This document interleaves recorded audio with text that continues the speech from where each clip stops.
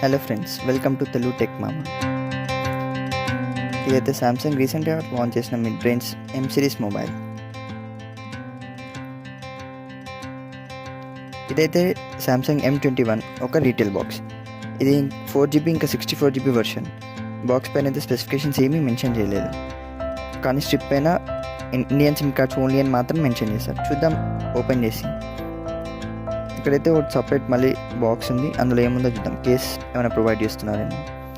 వీళ్ళు కేస్ అయితే ఏం ప్రొవైడ్ చేయలేదు, కానీ జస్ట్ పేపర్ వర్క్ మాత్రం ప్రొవైడ్ చేశారు. ఇక్కడైతే సిమ్ ఎజెక్టర్ టూల్ అయితే ఇచ్చారు. ఇంకా చూస్తే డైరెక్ట్ డివైస్ మాత్రమే ఉంది.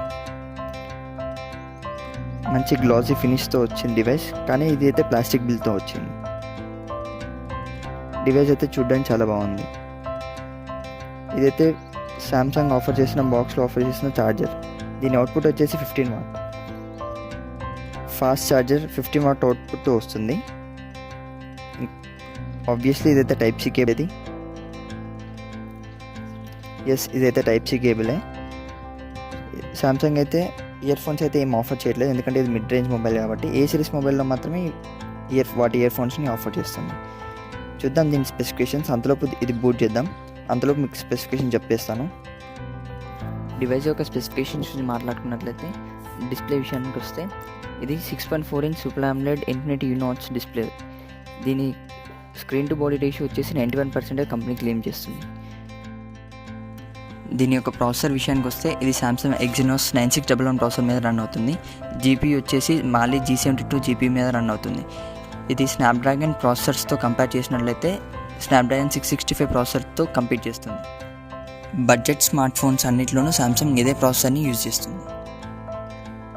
స్టోరేజ్ విషయానికి వస్తే, ఇది 4GB ఇంకా 64GB వర్షన్లో అవైలబుల్ ఉంది. ఇంకా ఇంకో వర్షన్ వచ్చేసి 6GB 128GB వర్షన్లో కూడా. 64GB వేరియంట్లో వచ్చేసి మనకు out of the box 49GB అవైలబుల్లో ఉంటుంది. ఇంకా దీన్ని SD కార్డ్తో 512GB వరకు ఎక్స్పాండ్ చేసుకోవచ్చు. సాఫ్ట్వేర్ విషయానికి వస్తే, ఇది Android 10 బేస్డ్ 1UI 2.0 మీద రన్ అవుతుంది. కనెక్టివిటీ విషయానికి వస్తే, ఇది డ్యూయల్ 4G సపోర్ట్తో వస్తుంది. ఇంకా డ్యూయల్ బ్యాండ్ వైఫై కూడా సపోర్ట్ చేస్తుంది. 2.5 GHz ఇంకా 5 GHz బ్యాండ్ కూడా డిటెక్ట్ చేయగలుగుతుంది. కెమెరా విషయానికి వచ్చినట్లయితే, ఇది ట్రిపుల్ కెమెరాతో వస్తుంది. మెయిన్ కెమెరా వచ్చేసి 48 MP, వైడ్ యాంగిల్ కెమెరా వచ్చేసి 8 MP, ఇంకా డెప్త్ సెన్సార్ వచ్చేసి 5 MP. ఇందులో 1080 రెజల్యూషన్లో 30 FPS వరకు వీడియో అయితే రికార్డ్ చేయొచ్చు. ఫ్రంట్ కెమెరా వచ్చేసి 20 MP f2.2 అపర్చర్తో వస్తుంది. స్క్రీన్ పైన మీకు కెమెరా శాంపిల్ చూపిస్తున్నాను. ఇది వచ్చేసి 12 MP కెమెరా శాంపిల్. ఇది వచ్చేసి 48 MP కెమెరా శాంపిల్. ఇది వచ్చేసి కంపారిజన్ షాట్ 12 MP ఇంకా 48 MP. ఇది వచ్చేసి నార్మల్ షాట్. ఇది వైడ్ యాంగిల్ షాట్.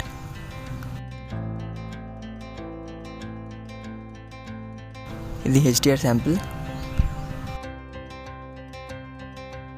ఇది వీడియో స్టెబిలిటీ లేకుండా.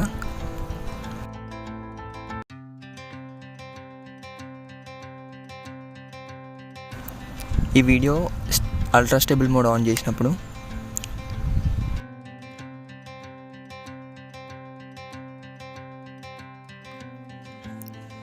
ఇవి యూఐ యొక్క స్క్రీన్ షాట్స్. లైట్ మోడ్ ఇంకా డార్క్ మోడ్ ఆన్ చేసి.